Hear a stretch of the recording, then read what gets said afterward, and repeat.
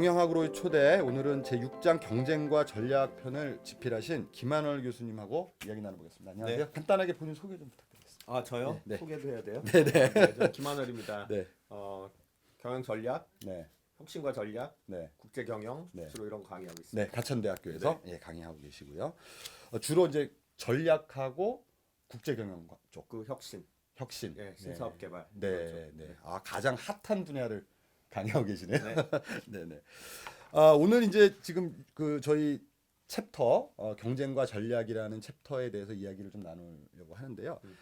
결국 가장 이제 핵심 단어는 전략인 것 같은데 전략이란 무엇이고 또 그 개념이 경영학에서 어떻게 활용이 되고 있는지 좀 말씀 좀 부탁드릴게요.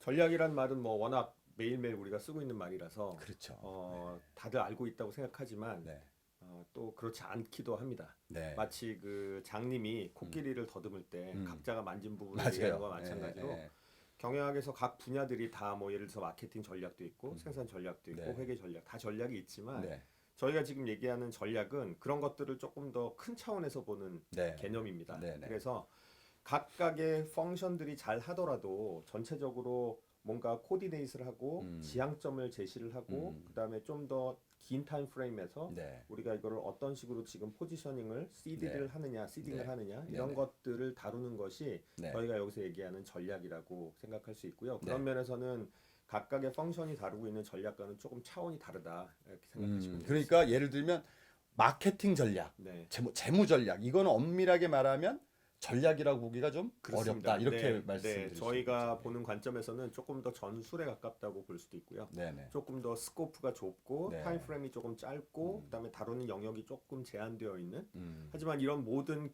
기업이 하고 있는 활동들을 뭔가 이렇게 묶어서 가져가는 큰 그림을 제시할 수 있어야 되겠죠. 네, 네, 그런 네. 것들이 저희가 다루는 전략이라고 볼 수 있겠네요.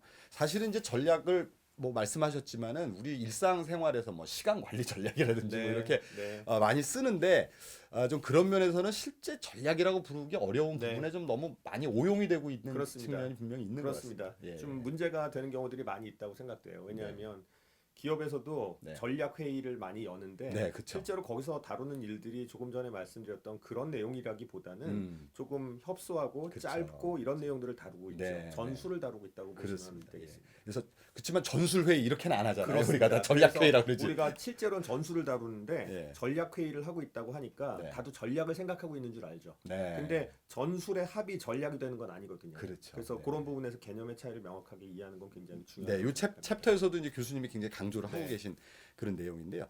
이 전략이라는 개념이 경영에 이렇게 활용이 된 것이 그렇게 오래된 건 아니죠.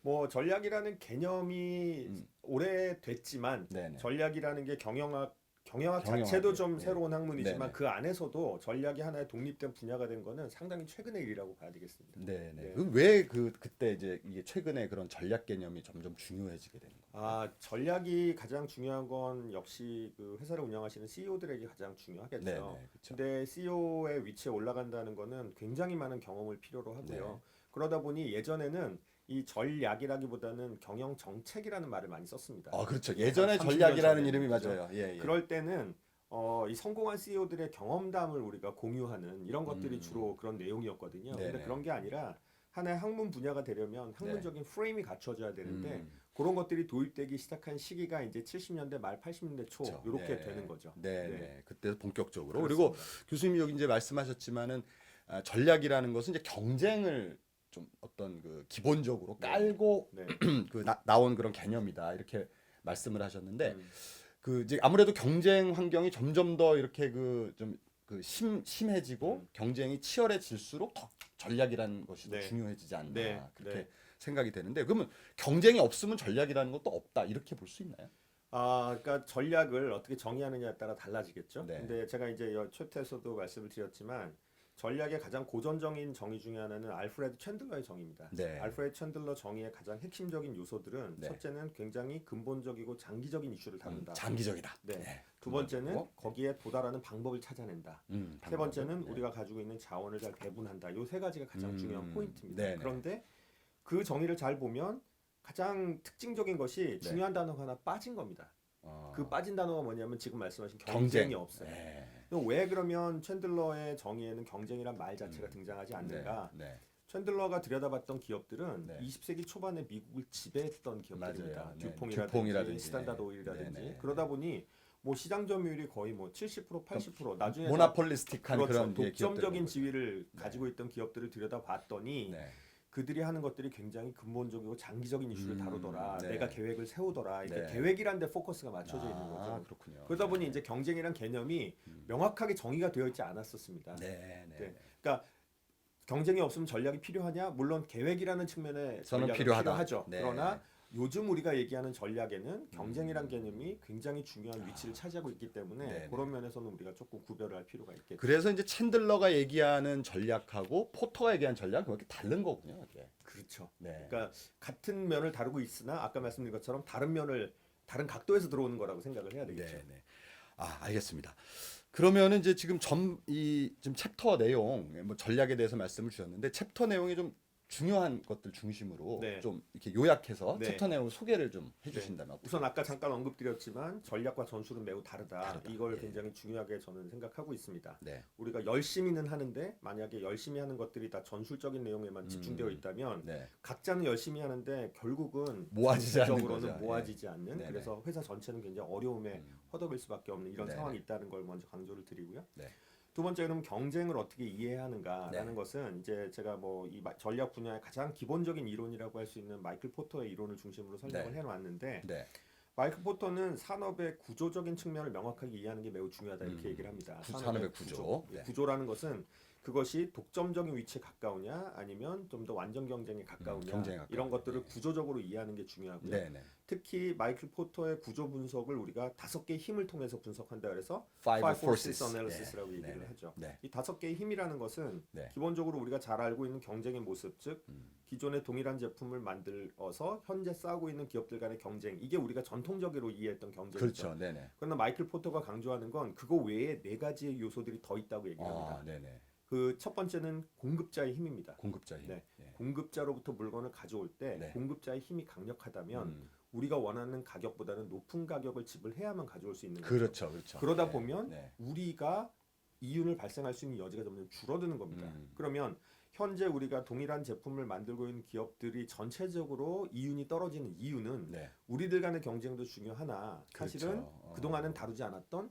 공급자의 공급자 힘이라는 걸 힘. 잘 네. 이해해야 네. 우리가 제대로 된 전략을 구사할 수 그렇죠. 있다라고 공급자의 하는 힘이 것이죠. 너무 강하면은 당연히 들어오는 가격이 네. 이제 높을 수밖에 그렇죠. 없으니까 우리 이윤은 떨어지게 되는 그렇죠. 거죠. 그러니까 실질적으로 직접적인 경쟁뿐만이 아니라 그런 공급자의 네. 어떤 네. 공급 상황 네. 이런 거에 따라서 또 우리 이윤이 많이 적을 수 그렇습니다. 있다. 굉장히 그러니까 통찰력 있는 전통적으로는 얘기네요. 파트너라고 생각했던 그렇죠. 공급자를 그러네. 경쟁으로 네. 이해해야 된다라는 거죠. 그거조차도. 네. 네. 또 그거 말고 다른 또 그 세 반대로 요소가 생각해 더 보시면 우리의 구매자도 구매자가 있죠. 사실은 네. 경쟁이라고 볼 수가 그러네. 있는 것이죠. 그러네. 구매자의 힘이 세면 네. 가격은 떨어지게 수밖에 될 수 없고요. 그럼 없죠. 우리는 네. 이윤의 여지가 점점 줄어들게 되어 있는 것이죠. 네. 그래서 공급자와 구매자도 구매자까지도 경쟁으로 파트너이나 봐야- 동시에 경쟁의 모습이 있다는 걸 그러네. 정확하게 이해해야 된다라는 네. 겁니다. 또 다른 두 개는 나머지 두 개는 네.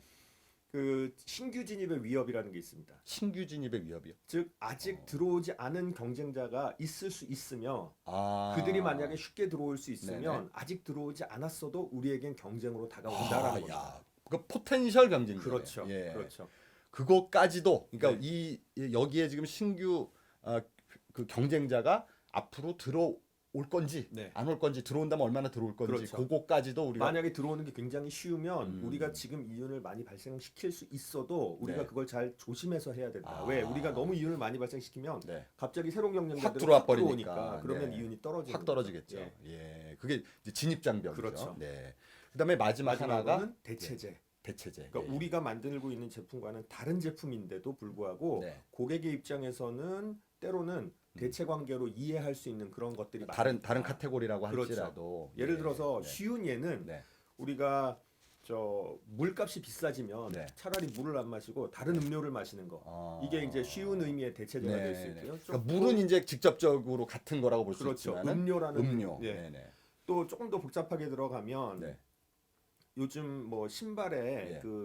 이 매출이 떨어지는 이유가 네네. 신발 회사들 간의 경쟁 때문만이냐? 네. 뭐 그런 물론 게임, 그 요소도 게임 같은 있으나 것도, 예. 게임기 같은 것들이 예. 있기 때문에 그 책에서 설명하고 계신 그렇죠. 분이죠. 아이들이 네. 밖에 나가서 안 뛰어놀면 그렇죠. 운동화 게임 구매 집에서. 주기가 떨어지는 네. 거죠. 예, 그러면 예. 과연 게임 기기 그다음에 운동화 네. 이거를 우리가 경쟁이라고 보았느냐? 그렇지 안 봤죠. 않았지만 네네. 고객 입장에서는 이게 경쟁 관계가 될 수 있다는 거죠. 그게 결국은 아이들의 시간을 그렇습니다. 잡아먹는다는 면에서는 사실 두 개 경쟁 관계라고 볼 그렇습니다. 수도 있겠네요. 그렇습니다. 네네. 그래서 이렇게 5개의 힘을 경쟁의 재밌네요. 힘을 네. 정확하게 이해해야 이 산업이 왜 이렇게 돌아가는지를 이해할 수 있고 있고. 그래야만 우리가 정확한 포지셔닝을 잡아갈 수 있다. 네. 이 마이클 포터의 전략의 핵심 요소는 포지셔닝이거든요. 포지셔닝이죠. 우리가 네. 위치를 어떻게 잡아가느냐. 네네. 그 그래서 포지셔닝이라는 개념은 또 좀 어떤 거죠? 네, 포지셔닝은 네. 이 마이클 포터가 여러 산업에서 다른 기업보다 월등한 성과를 내는 기업들을 들여다봤더니 네. 모습은 달랐으나 네. 다 이렇게 이 엑기스만 뽑아놓고 보면 크게 두 가지의 모습을 띠고 있더라. 네네. 하나는 남들이 안 하는 무언가를 함으로써 네. 남들이 제공하지 못하는 특별한 제품이나 서비스를 제공하고 네. 그를 통해서 가격을 높여서 승부를 보는 기업들 이거를 네네. 우리가 예. differentiation, 디퍼런시에이션. 우리 차별화. 말로 주로 차별화. 차별화라고 네. 번역합니다. 네네. 예. 또 반대의 모습은 이들이 만드는 제품이나 서비스는 특별하지는 않은데 네. 이들은 그거를 제공하는 과정에 있어서 그들만의 독특한 방법으로 네. 원가를 낮추어서 경쟁력을 확보하는 방법이 있다는 것이죠. 아, 네네. 예, 그래서 이거를 코스트 리더십, 원가 네. 우위 전략이라고 네네. 얘기합니다. 원가 우위 전략. 예. 그래서 그러니까, 이 둘은 네. 굉장히 다른 로직이고 그러다 보니 우리가 명확하게 어떤 식으로 갈 건가를 정확하게 결정을 해야만 네. 조직 내부 구성원 그리고 네. 조직 외부 구성원들이 이 회사는 어떤 회사구나라는 걸 명확하게 이해할 수 있다는 겁니다. 아, 그렇군요. 네. 그럼 이제 포터가 얘기하는 포지셔닝이라는 것이 결국은 코스트 리더십이냐, 디퍼런시에이션이냐, 그 둘 중에 하나를 선택하는 그런 것을 네. 얘기하는 건가요? 그렇죠. 네. 그 두 가지의 포지션을 가지게 되면 명확하게 네. 그러면 아까 얘기했던 5개의 힘이 네. 움직이고 있는 이런 이 산업의 구조 하에서 네. 평균적인 기업보다 더 많은 이윤을 가질 수 있는 위치를 확보할 수 있다라고 얘기를 하는 겁니다. 아, 그걸 명확하게 하는 네. 것이 네. 예. 여기 저희 사례들이 좀 많이 나오는데 흥미있게 읽었던 사례가 이제 델 사례잖아요. 델은 어떻게 포지셔닝했다고 보시나요? PC 산업 80년대 90년대를 보시면 네. 산업의 구조적으로 굉장히 안 좋은 상황이었고요. 네네. 거대한- 굉장히 치열한 상황이죠. 그렇죠. 네. 근데 경쟁의 가장 중요한 요인은 어디에서 오는 거냐면 네. 사실은 마이크로소프트와 인텔의 힘으로부터 오는 겁니다. 네, CPU하고 예, 그다음에 공급자가 OS. 예, 예. 두 개의 회사가 맞아요. 각각의 제품에 거의 독점적인 위치를 차지하고 있기 때문에 산업의 다른 요소들조차도 여기로부터 영향을 받고 있는 것이죠. 포터가 얘기하는 공급자의 힘 네. 이게 이제 굉장히 크게 그렇죠. 작용했던 그러면 전략의 포인트는 어디로 가야 되느냐면 네. 이 공급자 힘을 어떻게 약화시킬 거냐. 약화시키거나 무력화시키거나 아니면 이걸 피해가거나 네. 이런 쪽으로 돌아가야 되는 것이고 네. 델이 재미있는 것은 네. 창업한 작은 기업이었는데 네. 심지어 IBM도 못했던 일을 했다는 데 중요한 포인트가 있는 것이죠. 근데 네. 델은 어떻게 움직였냐면 공급자의 힘이 세니까 네. 거기에 어떻게 대응책을 만드는 것이 아니라 네. 오히려 반대로 구매자를 먼저 봅니다. 아. 구매자가 PC 산업에서는 굉장히 구매자 힘이 셉니다. 왜냐하면 네. 제품이 다 비슷하고 가격의 민감도가 높고 그렇죠, 높죠. 예. 스위칭 코스트도 낮고, 낮고. 그러다 예. 보니 고객이 이 제품 저 제품 막 넘어갈 수 네네. 있거든요. 네네. 구매자의 힘이 매우 센 거죠. 네네. 근데 그거는 평균적인 모습이고 네. 그 산업 안에서 보면 구매자의 힘이 비교적 약한 데가 있다는 겁니다. 그게 어디가? 어디냐면 네. 기업 고객이죠. 아. 왜냐하면 기업 고객은 예. 제품을 대량으로 구매할 뿐만 아니라 네. 80년대 90년대에는 지금처럼 컴퓨터 간의 호환이나 프로그램 간의 호환이 굉장히 어려운 상황이었고요. 그러다 보니 제품 하나 구매했을 때 네. 구매 비용도 있지만 사실은 유지 관리 비용이 구매 비용의 3배, 4배 달하는 이런 네. 상황이었어요. 네네네. 그러다 보니 이 기업 고객들은 제품의 구매 가격엔 그리 민감하게 반응하지 않더라. 오히려 유지 관리 비용을 낮춰주면 네. 조금 비싸더라도 그걸 사더라는 거죠. 유지 관리 서비스를 잘해주는 걸 그렇죠. 선택을 하는. 그래서 대리 기업 예. 고객을 컨택해서 네. 대량으로 오더를 따고 네. 대신에 그들이 원하는 제품말을 만들어주는 거예요. 예, 원하는 사양 네. 맞춤형으로 스펙으로 네네. 딱 네. 맞춰주니까 네. 유지관리 비용도 그들 입장에서는 줄어들게 되어 줄어드는 있는 거죠. 거죠. 네. 자, 그래서 그렇게 그다음에 이 물건을 오더를 땄기 때문에 네. 그걸 가지고 저스틴타임 시스템으로 네. 빠르게 만들고 네. 중간 관리자 그러니까 소매상을 통하지 않고 직접 딜리버리를 했잖아요. 하니까 DL이라는 중간에 게. 많이 우리가 코스트를 네. 줄일 수 있는 여지가 있는 것이죠. 네네. 그를 통해서 스케일을 키우고 그를 통해서 인텔과 마이크로소프트의 힘을 약화시키는 겁니다. 그걸 가지고 이제 딜을 그렇죠. 한 거군요. 예. 아, 그러니까 이거 직접적으로 공급자를 공격하는 것이 아니라 어떻게 네. 보면 좀 우회적인 그렇죠. 공격 방법으로. 그렇습니다. 야, 참. 전략 너무 재밌습니다. 이야기를 좀 듣다가 뭐 시간이 많이 갔는데 우리 저 독자 여러분도 요 읽어보시면 지금 말씀하신 내용 다 보실 수 있고요. 그럼 끝으로 이 전략적인 사고를 우리 기업들이 잘 하지 않을 경우에 지금 굉장히 전략이 중요하다는 말씀을 해주셨는데 전략적 사고를 하지 않을 때 기업이 어떤 좀 안 좋은 부작용이 있을까요? 여러 가지가 있지만 네, 시간 관계에서 한 가지만 네. 말씀드리면 네. 자 우리가 오늘 현재 네. 우리가 원하는 상태에 있지 못한 이유가 네. 과연 우리가 언제 내린 의사결정 때문에 그럴까를 한번 생각을 해보면 그게 우리가 5개월 전, 6개월 전, 1년 전의 의사결정 때문이라기보다는 네. 잘 더듬어 보면 3년 전, 5년 전에 내린 어떤 의사결정 때문에 우리의 그때부터 현재 길을 위치에 잘못 있는 겁니다. 들어가가지고 그렇습니다. 잘못 들어가서 그런 그러면 이거를 네. 이제 시간을 뒤로 보지 말고 앞으로 보면 네. 우리가 지금 현재 네. 3년, 5년 후의 모습을 그리고 제대로 된 의사결정을 내리지 않은 채 단기적으로 요번 달, 요번 분기, 요번 해 네. 전술적인 의사결정만 네. 열심히 한다고 해서 과연 네. 그러면 3년 후, 5년 후에 우리는 좋은 위치로 갈 것이냐. 그럴 가능성이 매우 아니죠. 떨어진다는 네, 네. 것이죠. 그때 거기서 그렇습니다. 숲을 보지 못하고 나무만 보고 그렇습니다. 가다가 잘못된 길로 갈 수 있다. 맞습니다. 예, 그 굉장히 전략적 사고는 그 기업의 미래를 네. 좌우할 수 있는 네. 그런 중요한 요소라고 볼 수 있겠습니다. 네, 오늘 뭐 여러 가지 말씀해 주셨는데 너무 재밌었습니다. 예, 항상 건강하시고요. 네. 또 나중에 또 뵙겠습니다. 네. 예, 감사합니다. 감사합니다.